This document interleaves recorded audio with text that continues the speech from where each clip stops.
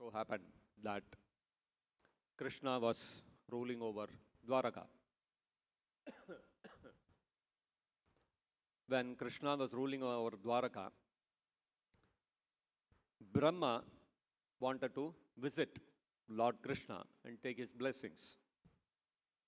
After all, Brahma is the predominator of this universe. He is the Jagadanda-natha. And he and Lord Shiva are called Chiralokapalas because they are ruling over the universe for the entire lifespan of the universe. Therefore, they are called Chiralokapala. Other personalities like Indra and other devatas, they rule over for a certain time period only. After every Manvantara, all the devatas, they change.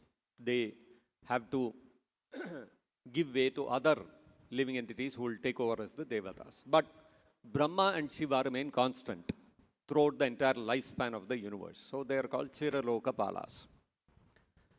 Now, because Krishna, the Supreme Personality of Godhead, had descended on the earth and he was ruling over Dwaraka as the king, Brahma wanted to pay him a visit. After all, Krishna is Brahma's boss, so he thought, let me pay a courtesy visit. And he came to Dwaraka. When he came to Dwaraka, he came to the palace of Lord Krishna. And as usual, there was a Dwarapalaka, there was a receptionist. And Brahma approached the receptionist and he said that I come to meet Lord Krishna. I am Brahma, I come to meet him. Please tell him. The Dwarapalaka went into the court. Krishna was sitting in the court at that time.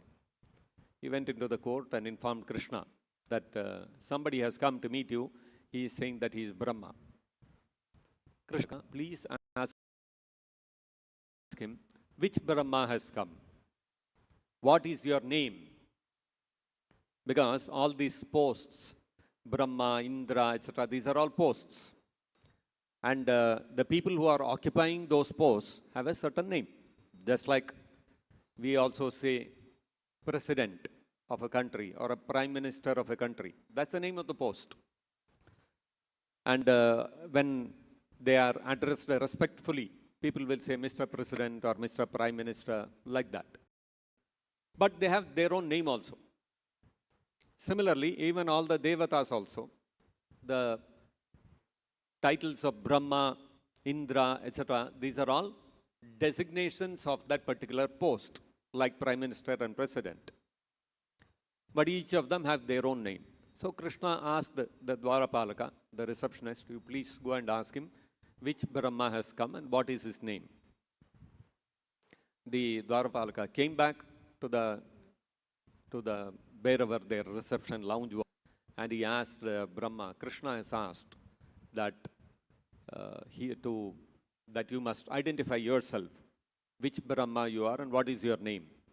So Brahma was taken aback because he is a Chiralokapala. He is there as Brahma throughout the lifespan of this universe, and he is the only Brahma.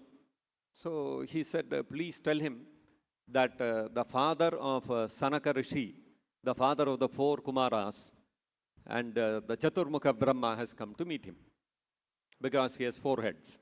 And Brahma is the only person who has 4 heads within this universe. So it's a unique identifying factor. The Dwarapalaka, the receptionist, went back, informed Krishna. Krishna said, okay, send him in. So the Dwarapalaka receptionist went back and told Brahma, yes, I informed Krishna. He has told, now you can come. You please go in. Brahma walked in. He met Krishna. He greeted him, offered his, naturally his obeisances. And Krishna also welcomed Brahma with suitable words. And then Krishna asked Brahma, so please tell me, what brings you here? Brahma replied, let it be. Let that be. What I want, I have got another question. Krishna said, yes, tell me. Brahma said, when I came here and I informed the Dwarapalaka that Brahma has come, please inform Krishna. He came back and asked me that you are asking me to identify myself, which Brahma I am. So I want to know, are there any other Brahmas in this universe besides me? Why did you ask that question? Because as far as I know, I am the only Brahma here. So if you are asking which Brahma, does this mean that there are other Brahmas also in this universe, which I am not aware of, which I don't know about? So when Krishna heard this, he smiled. And then Krishna closed his eyes and he meditated for a little time. And then suddenly Brahma saw lot of other Brahmas are coming. And one Brahma is having 8 heads, another is having 10 heads, another Brahma is having 100 heads, another Brahma is having 1,000 heads, another Brahma is having 1 lakh heads, another is having 10 lakh heads, another is having 1 crore heads. Brahma was looking at this, and one by one all of them are coming. And Brahma's carrier is the swan, no? So all of them are coming on their swans. And not only Brahmas are coming, Shivas also are coming. Both of them are Chiralokapalas. No, they are only one Shiva and only one Brahma for the lifespan of this universe. So first of all, Brahma saw so many Brahmas are coming. And then he saw so many Shivas are also coming. In this universe, Lord Shiva sometimes manifests 5 heads. So he's called Panchamukha. But even the Shivas who are coming, they were all having multiple heads like this Brahma. And Brahma is seeing shocked, what is this happening? And all of them came down and all of them offered their obeisances to Krishna. All these Brahmas and Shivas.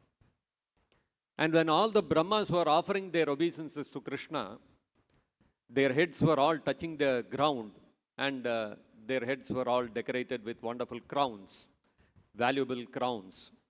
And all the crowns were clashing when they were touching the ground. And that clashing did not appear like noise. It appeared like the glorification in the Vedas of Krishna. It was appearing very musical. And Brahma is watching bewildered. What's going on? And the most Shri Krishna Rukmini Satyabhama ki jai. And the most interesting thing was that each Brahma and each Shiva was thinking that he alone is in front of Brahma. They are not able to see the other Brahmas and Shivas. Whereas Chaturmukha Brahma was able to see all of them together. And they all offered their obeisances and they got up and they asked Lord Krishna, "Oh Krishna, oh Lord, Master, you remembered us, so we have come here. So please let us know what orders you have for us." So Krishna replied that everything is well, I just want to know, everything is going well? Any Daitya Bhaya, any fear of any demons you have? So all the Brahmas and Shivas responded, No, Krishna, everything is going fine. You have descended. What else is required? Everything is auspicious because of your presence. So each Brahma and each Shiva was thinking that Krishna is within his universe. Because all these Brahmas and Shivas had come from different universes. They were not from this universe. And each of them is thinking, I am alone in front of Krishna. And Krishna has come within my universe. So then Krishna said, okay, fine, all right. Everything is fine. I just wanted to check, that's all. You can all go back. Then all of them again offered their obeisances and went back. And Brahma was zapped. He was, like Prabhupada is saying in the purport here, Brahma was thunderstruck. What have I just seen? Because normally when we are present within this earth, even we also, even the most erudite scientist and scholar within this universe, within this earthly planet, what do they think? They think this is the only universe in existence. And within this universe, this earthly planet, we are there. Only on the earthly planet there are living entities. And no other living entities anywhere else. We tend to think like that, isn't it? It's a very foolish and very ignorant way of thinking. Similarly, Brahma was thinking, I am in this universe. I am ruling over this universe. And this universe is the only one in the entire creation. And I'm the only Brahma. He was thinking like that. Natural. It's the force of material nature. Maya is such that it will cover your intelligence. You cannot think on this scale. So Brahma, when he saw all these Brahmas, he realized, oh my God, so many Brahmas are there. So many universes are there. Then Krishna told Brahma that Brahma, your universe, Chaturmukha Brahma, your universe is the smallest. And so therefore you have only 4 heads. According to the size of the universe, the number of heads of the Brahma also increases. So you can imagine this universe, which is the smallest of all the universes, is supposed to be about 4 billion miles in diameter, according to the Vedic understanding. Scientists, of course, they say we don't know. We don't know what is the extent of the universe. But Vedas are very clear and specific. The diameter of this universe is, the shape of this universe is like an anda. It's like an egg. And the diameter of this is 4 billion miles. Now, within this universe, this Brahma, the smallest universe is 4 billion miles. So you can imagine a Brahma with 10 crore heads. 4 heads is 4 billion miles. So 10 crores will be how many billions of miles? This smallest universe itself, we are not able to conceive. What are the dimensions and what is the extent and what all comprises this universe? It's beyond our comprehension. So you can imagine what kind of extent and the constituent planets and the number of living entities in the bigger universes. So the number of universes is like the number of mustard seeds in a sack of mustard seeds. Can anybody count? It's not possible. So this Brahma, when he slowly came out of his stupor, my God, what have I witnessed? He immediately offered his obeisances to Krishna, and he told Krishna, my dear Krishna, whatever I have seen now whatever I had realized about my knowledge about your universe, now I have really experienced it. So what did Brahma say? Whatever knowledge I had realized, whatever I had realized about my knowledge of this universe, I have experienced it myself now. Why did he say this? Because in the Srimad-Bhagavatam, there is another instance of Brahma getting bewildered by Krishna's exhibition of his potencies, his power. We all know that, Brahma Vimohana Leela. When Brahma had taken away all the cowherd boyfriends of Krishna and the calves of Krishna, Krishna had expanded himself into all those calves and the cowherd boys for a period of 1 year. And when Brahma came back from his Brahmaloka, where he had kept all the cowherd boys and the calves, and he came back and he saw that exactly the same cowherd boys and calves are still here. So that's when he got bewildered. And he realized that Krishna's power, my power, is nothing in front of Krishna's power. So at that time, he had offered many wonderful prayers to Krishna, which is covered in the 14th chapter of the 10th canto of the Srimad-Bhagavatam. So in that, one of the verses of the prayers of Brahma, Lord Brahma had said at that time, Jananta eva janantu, kim bahuktya na me prabho, manasova pusho vacho, vaibhavam tavagocharaha. So at that time, Brahma had told Krishna that, O Krishna,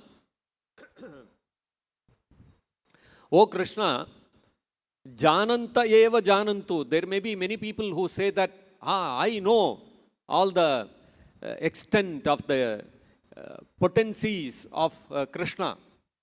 Somebody may declare themselves, I am a jnani, I have realized everything, I have understood everything. I have been able to measure the extent of the universe. Somebody may say all these things. Jananta eva janantu, whatever they want, let them tell. Kim bahuktya me. Sorry. Kim bahuktya. What is the use of simply speaking like this? Name prabho. Name prabho. Vaibhavam tavagocharaha. So he said, Prabhu, O my Lord, as far as I am concerned, Name Vaibhavam Tavagocharaha. Let me declare it very clearly that it is impossible for me to comprehend, to understand the full extent of your glories. It's not possible for me. Manaso vapusho vacho. Either with my mind or with my body or with my words, it is impossible for me to understand, to comprehend, to measure the extent of your glories. So Brahma had said this, Brahma had declared this at the time of the Brahma Vimohana Leela. So now Brahma had seen the extent of Krishna's material creation. And seeing the extent of material creation, Brahma got thunderstruck. So he said, whatever I had said, my knowledge is very limited. There may be people who are jnanis in this material world who might claim, big rishis, sages, all these people may say that yes, I have studied the entire Upanishads, Vedanta Sutras, now I am a jnani, I have understood everything, I have realized everything. But Brahma said, as far as I am concerned, I don't think I will ever be able to understand you fully. You are totally inconceivable. Brahma had said that at that time. Now, when Krishna was in Vrindavan, now Krishna was in Dwaraka. So, when Brahma came to Dwaraka and met Krishna, and when this incident happened, he understood, my God, what is the extent of the material universe of Krishna, the material manifestation of Krishna. It is so incredible. It is immeasurable even for me, Brahma is thinking. And so Brahma said, I had realized at that time that my knowledge I cannot measure you, but now I have personally experienced how this is so. And in fact, another thing Brahma had prayed to Krishna, another verse that Brahma had mentioned when he prayed to Krishna was that Gunatmanastepi Gunan Vimatum. Gunatmanastepi Gunan Vimatum Hitavatirnasya Ka Ishire Asya. So he said, Hita Avatirnasya, O Krishna, you have descended for the welfare of all the living entities of this universe. Why should Krishna come to this material world? Krishna has not taken birth in this material world like us because of the force of karma. But Krishna has chosen to descend here, to take birth here, to appear here in the material universe for the sake of the benefit of the living entities, to bless the living entities who are all conditioned souls, suffering in the material world on account of birth, death, disease and old age. So Krishna came here, Avatirnasya, Hita. He had come here, Krishna has Avatirna, he has descended to this material world for the welfare of all the living entities. Hitavatirnasya, of that Krishna, you who have descended into this material world for the welfare of all the living entities. Gunatmanaha, you are the controller of all the three gunas. Satoguna, Rajoguna, Tamoguna, these three gunas control everybody in the universe. Right from Brahma down to the insect. Everybody is controlled by the three modes of material nature. But Krishna is not controlled by the three gunas. Krishna is Gunatmanaha. He is the controller of the three gunas. So, Gunatmanastepi Gunan Vimatum. For whom is it possible to measure, to count all your wonderful transcendental qualities? You who are the controller of the three modes of material nature. Gunatmanastepi Gunan Vimatum. Vimatum means to measure, to count. Who can count the number of qualities, transcendental qualities that you possess? Ka Ishire. For whom is it possible? It is not possible for anyone. Gunatmanastepi Gunan Vimatum Hitavatirnasya Ka Ishire. And then he said, interestingly, Brahma said, Kalena Yairva Vimitaha Sukalpair. Sukalpair. Sukalpair means those who can think very nicely, those who are very intelligent, those who are always engaged in mental speculation. So that means by all the scientists and by all the rishis, sages, by all these people who are great thinkers, Kalena, in due course of time, Yairva Vimitaha, in due course of time, the great scientists and sages and all these great thinkers in the material world, they may be able to measure. Vimitaha, it may be possible for them to measure. What can they measure? Bhupamshaha, Bhupamshavaha, Kemihika, Dubhasaha. In due course of time, Bhupamshavaha, they may be able to count the number of atoms within this universe. Can anybody count the number of atoms in this universe? Forget about universe. If you ask any scientist, how many atoms are there on this earth planet? Can they tell? Not possible. But Brahma is saying there may come a time in the future when the scientists may be able to count every single atom in this whole universe.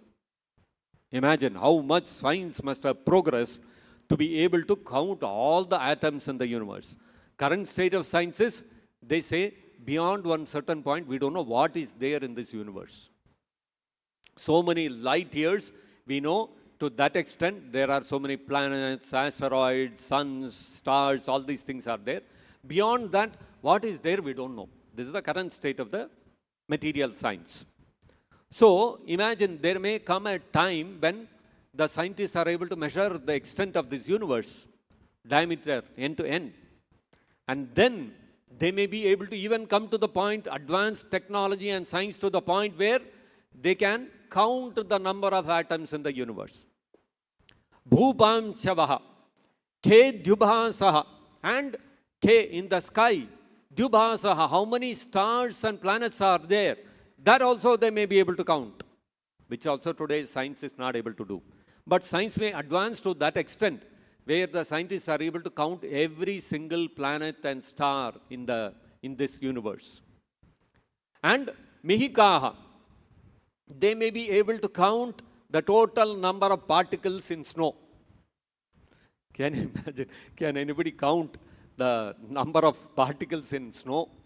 When it snows in different parts of the world, if you have gone and seen, at least in YouTube and other things we would have seen on videos and all that. I mean, it's impossible to count the particles of snow. But suppose science advances to the extent that they are able to count every single particle in snow. Brahma is saying, even though science may advance to that extent, still, nobody will be able to count your glories, your qualities. Such is the extent of your transcendental qualities. Brahma says this. So, beautiful comparison by Brahma to make us understand. Currently, when we speak of advancement in science and technology, some people become very puffed up. Oh, we have advanced so much. We have invented aeroplane. We are able to go into space. And we have artificial intelligence. So, there is no need of God. But where? What have you understood? You have not even understood this one universe, which is the smallest universe, and which is like one small mustard seed in a full sack of mustard seeds. So many universes are there. So where you can understand the glories of Krishna, the qualities of Krishna, who is God, how great He is. It's practically next to impossible. In fact, in the Lagu Bhagavatamrita, Srila Rupa Goswami mentions,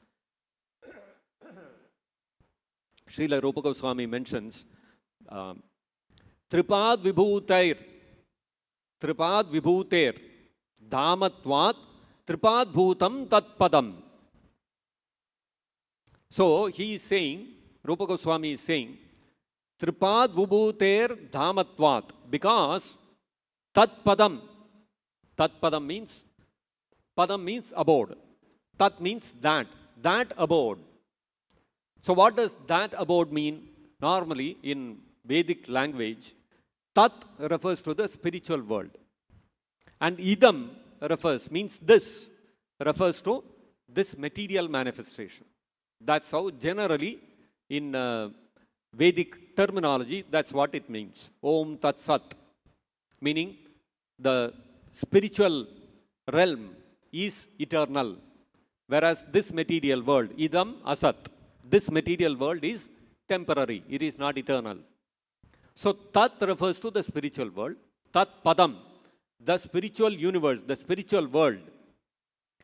Tripad Vibhuter Dhamatvat, that spiritual world, because the manifestation or the demonstration or the exhibition of the 3/4 of the energies of Krishna is present in the spiritual world.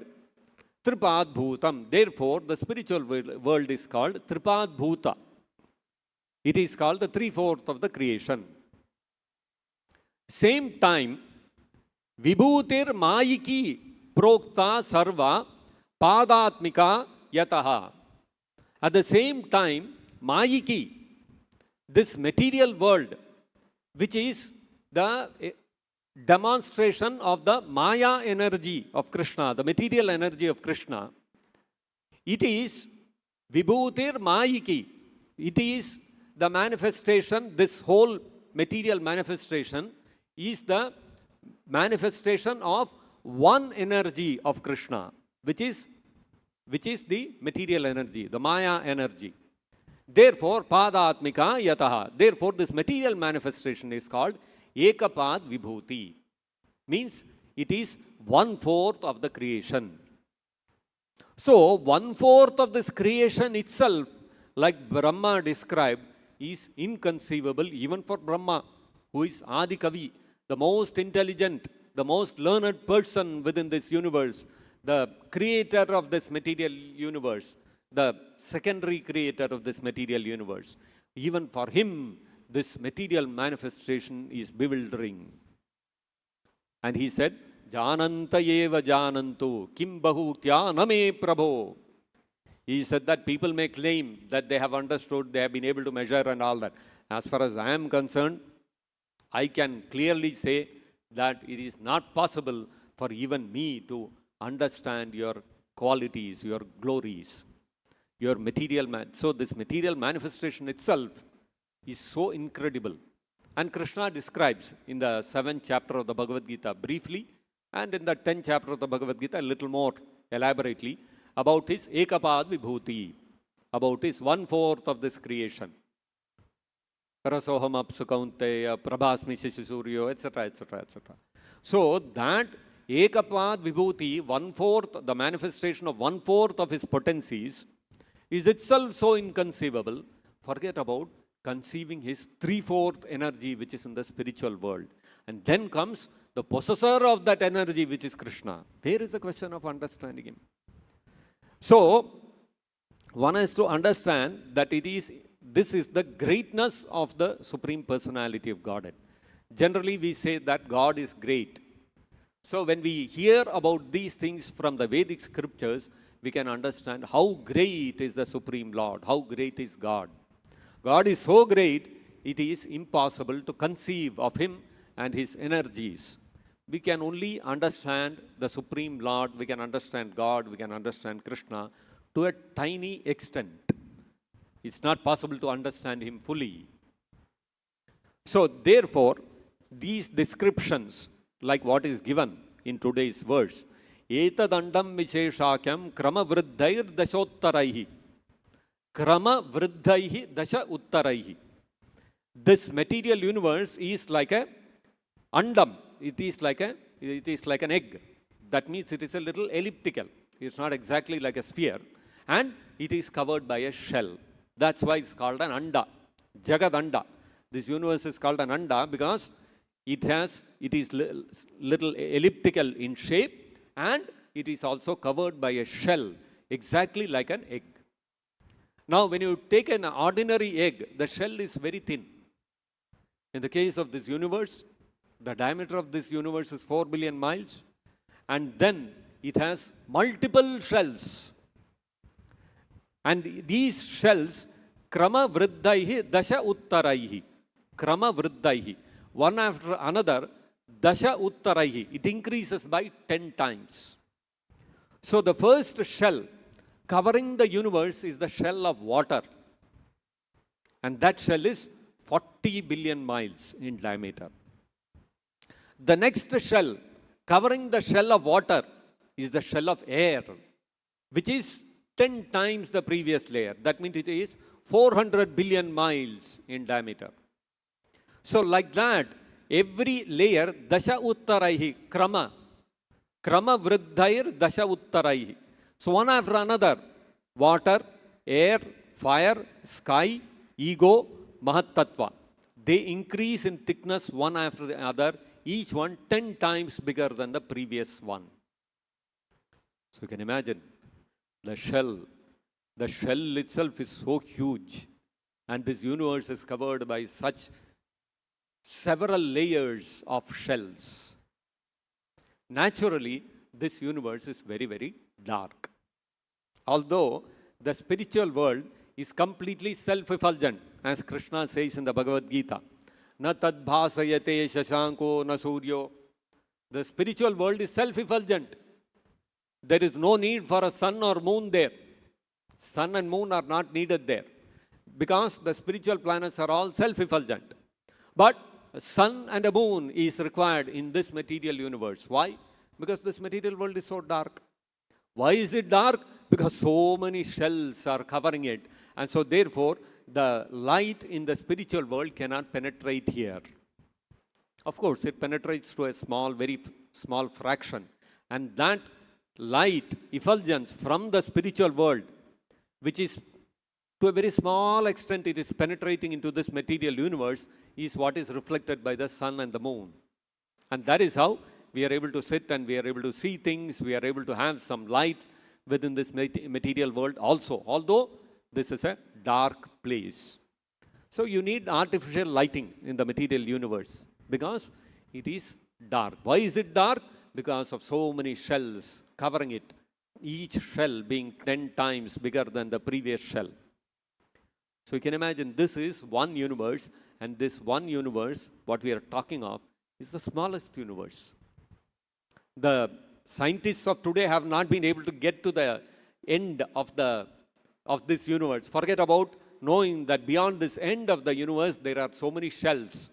And each shell is so many billions of miles in diameter. They have no idea. It's impossible. So you can imagine this one small universe, the smallest universe in the material manifestation itself is so inconceivable. Where is the question of understanding the whole material universe and then understanding that is Ekapad Vibhuti, that is 1/4 of the creation, and then understanding that the spiritual world is 3/4 of the creation? It is impossible to measure by manaso, vapusho, vacho, as Brahma said. With our mind, words, and with our body, it is impossible to create instruments by which we can do all these things. Then what is the way to know about the spiritual world and about Krishna, the Supreme Lord, about God and His qualities? The only way is to hear from a pure devotee, to receive the knowledge of Krishna from the parampara, from the disciplic succession. So Prabhupada is the 32nd in the line of Guru Parampara, which begins with Brahma, which begins with Krishna. Krishna originally gave the knowledge. Brahma gave it to Narada, Narada gave it to Vyasadeva, Vyasadeva gave it to Madhvacharya. Like that, this knowledge is coming down in an unbroken chain of disciplic succession, of Guru Parampara. So this unbroken chain of Guru Parampara, of pure devotees, of Acharyas, of Diksha Gurus, is the Parampara through which the knowledge is handed down by the Guru to his disciples. Currently, that Parampara is represented by Srila Prabhupada, who is the 32nd in that Parampara. He is the current link.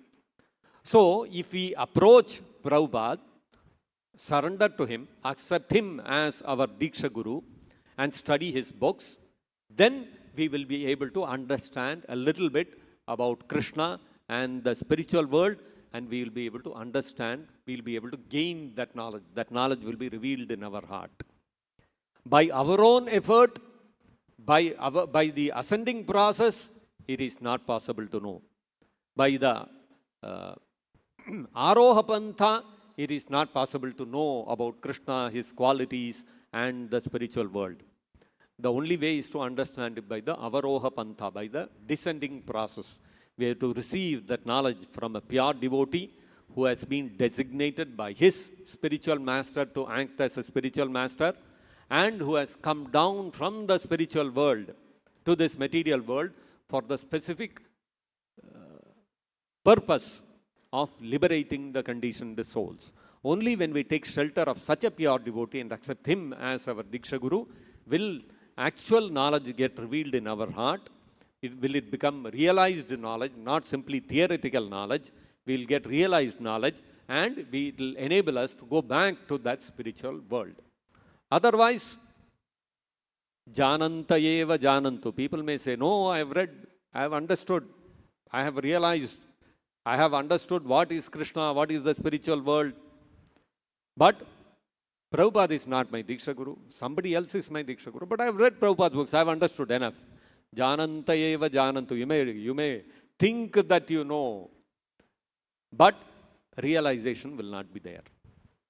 So that's the whole point. So if you really want to become self-realized, and you want to become, you want to go back to Godhead, you want to actually realize the spiritual world and your personality, your constitutional position, your swarupa, who you are in the spiritual world, it is not possible unless you take shelter of the lotus feet of Srila Prabhupada, of a pure devotee as your Diksha Guru, and accept him, accept Prabhupada as our Diksha Guru, and study Prabhupada's books. Then the theoretical knowledge will become practical, realized knowledge, and we'll be able to go back to Godhead. So I'll stop here. If anybody has any question or comment, we can discuss. Yes, please. Dhruva Prabhu. Hare Krishna Prabhu. Hare Krishna. Here you've discussed the pastimes of Brahma Vimohana Leela and Brahma visiting Dwaraka during Krishna's present on planet Earth. So there is one more incident in the case of Lord Indra, where he also had the same kind of understanding with Krishna and then had some incidents. So I just wanted to understand how in the time zone, where this universe, cosmic time zone, so here in planet Earth, it is just 1 year, and there in heavenly planet for Indra, it is just 1 day. And in Brahmaloka, it's even more. It is just a moment where it is years passing by in planet Earth. So, having been bewildered by the illusory potency of Krishna during Brahma Vimohana Leela, had not Brahma realized and then come to his consciousness, knowing that Krishna is all-pervading and then he's present, and he being the propounder of Vedas, is he not conscious of the parallel universe's existence? And Indra also having encountered the situation in Govardhan Leela, again having had to face the same situation with countering Krishna during the Parijata flower Leela. So how do we reconcile this kind of illusion that is being put by Krishna? Is it an act of Yogamaya, or is it Mahamaya that is coming into place when it is? What we have to understand is two things. There are two personalities you are talking about. One is Brahma and one is Indra. Brahma is a pure devotee. Indra is a Sakama Bhakta. He is not a pure devotee. So in the case of Indra, Prabhupada says, although Indra, during the Govardhana Leela, he understood the power of Krishna and he surrendered unto him. Again, when the Parijata incident happened, he again challenged Krishna. So that's because Prabhupada mentions in that purport in the Krishna book, that's because that's the nature of selfish personalities within this material world. Those who are Sakama Bhaktas, they will surrender to Krishna for fulfilling their selfish motives. And when that selfish motive is fulfilled, they will again revert, they will again go back to their old ways. So that was demonstrated by Indra. He surrendered to Krishna and wanted that all that umbrella and the ring and all those kind of things which Narakasura had taken away. So when Krishna brought that back to Indra, Indra was very happy and thanked him. But when Krishna wanted to take the Parijata, he objected and opposed him. So Prabhupada mentions, this is the nature of the material world. Those who are Sakama, their lusty desires tend to overpower them. Their surrender to Krishna is temporary. They are not permanently surrendered to Krishna.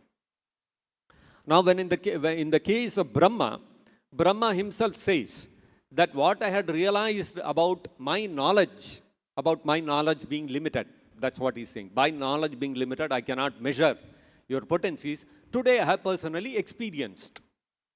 So it's not that Brahma became bewildered again in this case.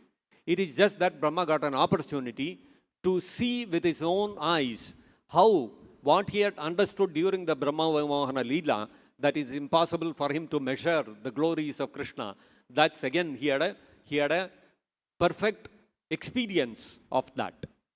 So it's not that he was bewildered when this whole incident happened, but it was, you can say in one sense, it is a Leela of Krishna, because Krishna wanted to demonstrate to all of us that how this, we are all very puny, we are very tiny, one small universe, and that we are one small living entities, but we are so much puffed up that I know everything, that I am the Lord of everything I survey, and all those kind of things. But whereas in reality, we are very, very tiny and very, very minuscule. So that Krishna wanted to demonstrate by a practical example, which is what Brahma played that role in Krishna's pastime. And simultaneously, we have to understand that Brahma was not bewildered. It is just that he got thunderstruck when he saw all this thing. He knew that Krishna's glories are unlimited. But when Krishna suddenly displays his opulence on a very large scale, it's naturally, it is quite stunning. Just like Krishna displayed the Vishwarupa. Arjuna is a pure devotee. He is never bewildered. But still, when he saw Krishna's Vishwarupa, what was Arjuna's reaction? Arjuna said, my whole body is trembling. My mind is getting, I'm getting bewildered. I'm not able to stand. I'm not able to think properly. Please close your Vishwarupa. I had enough of this. Right? No? So it's not that he's bewildered, but when Krishna displays his opulence, it can be overpowering. Because we are tiny souls. We are not able to absorb. We are not able to withstand the full display of Krishna's potencies. So therefore, Krishna also displays what we can actually, which we can absorb. Imagine if Krishna were to come in front of us today now and display his Vishwarupa, what will happen? We'll all fall unconscious, that's all. Right? No, we will not be able to, we don't have the capacity to withstand that because we are too tiny. So that is why, whether it is in the case of Arjuna seeing the Vishwarupa or Brahma seeing all the Brahmas and the Shivas coming together, it can be overpowering. Doesn't mean that Brahma or Arjuna are bewildered in the sense of being bewildered by Mahamaya. Not like that. But even for a devotee of any category, to be able to withstand, to be able to absorb the real display of the greatness of Krishna, and this is not his full opulence. Ekamshena sthito jagat. This display of his material opulences, vibhutis, is just ekapat. This is just a fraction of his opulence. Even that is too much for us. Which again reinforces what Brahma said. What is that? Vimatum na ishire. It is not possible for us to measure that, oh, Krishna is this much. We cannot measure. That's what it means. I hope that answers. Anybody else? So we'll stop here. Grantharaj Srimad-Bhagavatam ki jai, Vishwaguru Srila Prabhupada ki jai, Nitai Gaur Premanande Hari Hari Bol.